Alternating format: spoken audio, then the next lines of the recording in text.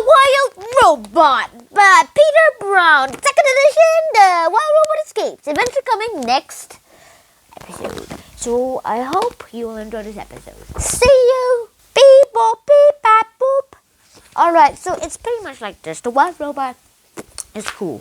It's basically the robot who is literally out of this world. And she actually, well, I don't know if it's she, but we'll refer to her as she because that's what the book refers to it. But anyway, she was put into a box and it accidentally drifted away into the ocean. And then otters came. And they were playing with the robot parts. And they went into the box and accidentally pressed the button behind the head. It turns out that's how the robot activated. And it started speaking the literal language that we've been talking about. And then the Wild Robot goes into kind of a frenzy where she accidentally causes a death of a whole family of geese, but finds one egg still alive. She picks it up and then she adopts the baby inside it. And here's the cute little gosling.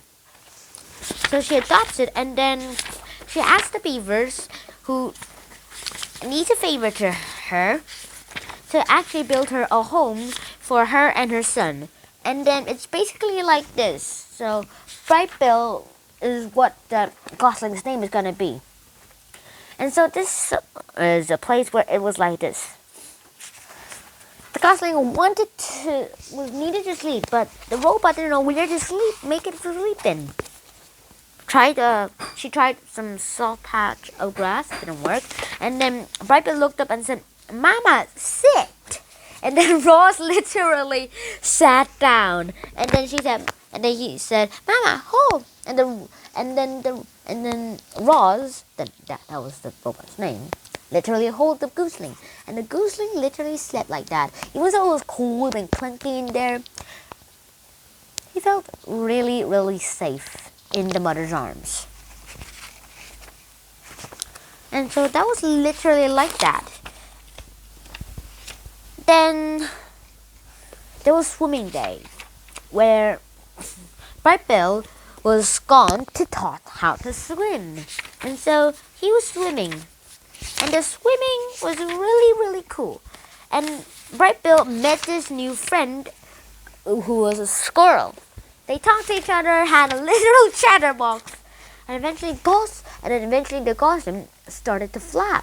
He flew. And then finally Bright Bill was flying, really, really flying. Roz lived on the island as long as she wanted to live.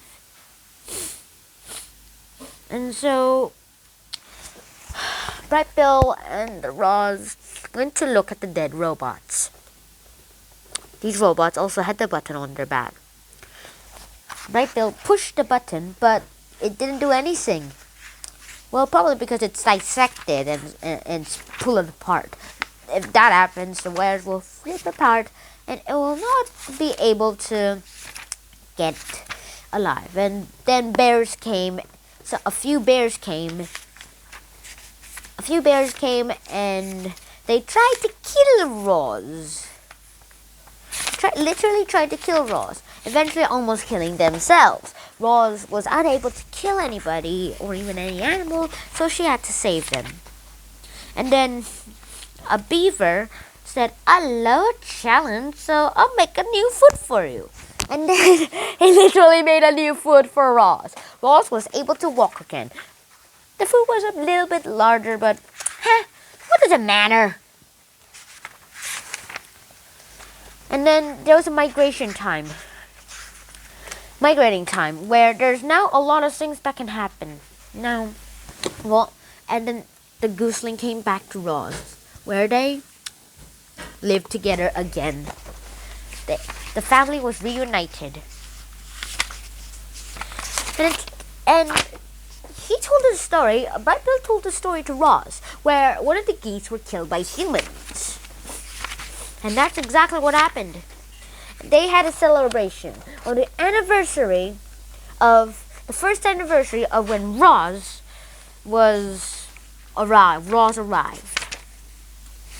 And then 3 Ricos came, coming here to get Roz. Get Roz. The first robot died. Second robot, well, was killed. And then by, I don't know how it was, but then it fell off the cliff. And then the third one deactivated Roz, which dissected all of Roz's parts first. And then she was deactivated. But then Roz was turned on again. You can see her looking at the guy. I mean, look. The vultures aimed a rifle at the Rico, and they didn't know how to shoot him. The blast of beam went right through the robot, and it literally died. And I guess she was like, what? I guess she could have been hit, but she was like, what? They tried putting the robot parts on Roz, but then they decided that,